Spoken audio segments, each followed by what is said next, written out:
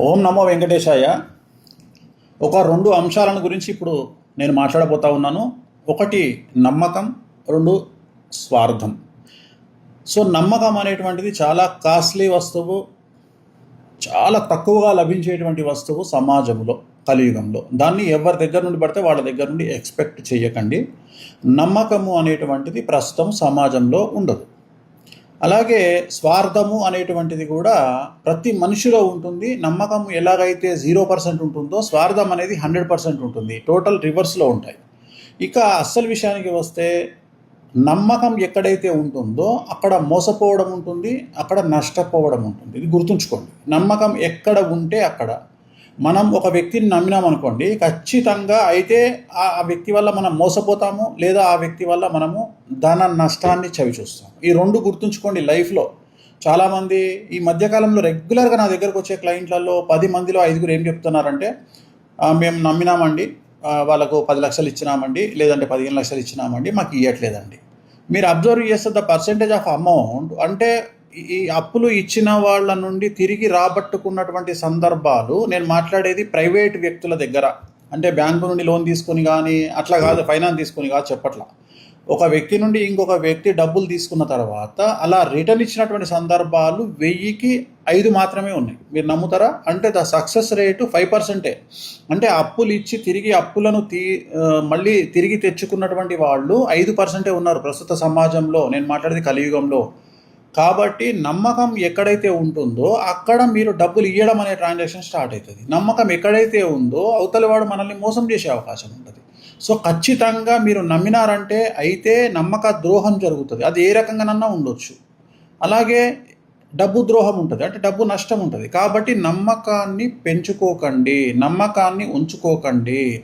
ట్రాన్సాక్షన్స్కు సంబంధించి ఏ వ్యక్తిని మంచిగా మాట్లాడినాడనో, మందు దాగిపించినాడనో, మటన్ తినిపించినాడనో, చికెన్ తినిపించినాడనో, లేకుంటే మనం సమస్యల్లో ఉన్నప్పుడు, మనం ఇక్కడ సమస్యలు అంటే గుర్తుంచుకోండి, మనకేదో కష్టకాలం వచ్చినప్పుడు మన పక్కకు వచ్చి నిలబడి ధైర్యంగా 2 మాటలు చెప్పినాడనో, ఇలాంటి సందర్భాల్లో ఏ వ్యక్తిని నమ్మకండి.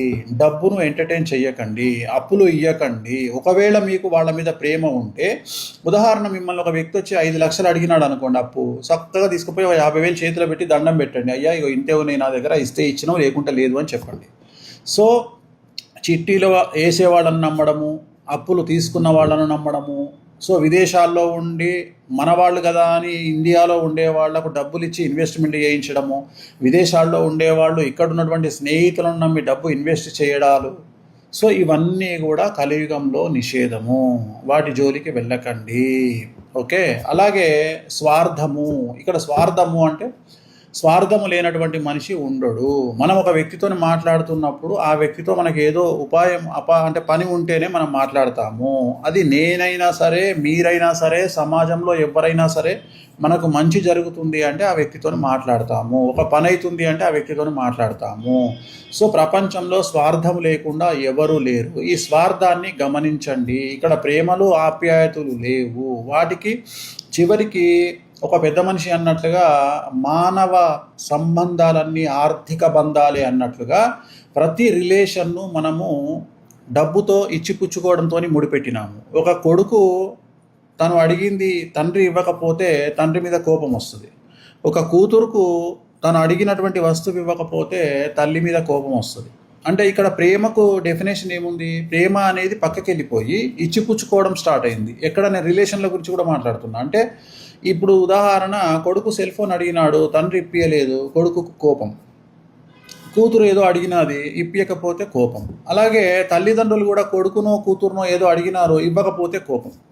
ఇది కలియుగ ధర్మంలో, ఈ రాహువు అధిపతి అయినటువంటి ఈ కలియుగంలో ఇలాంటి కుటుంబ సమస్యలు, డబ్బు సమస్యలు, నమ్మకం వల్ల ఇబ్బందులు ఇలా ఉంటాయి.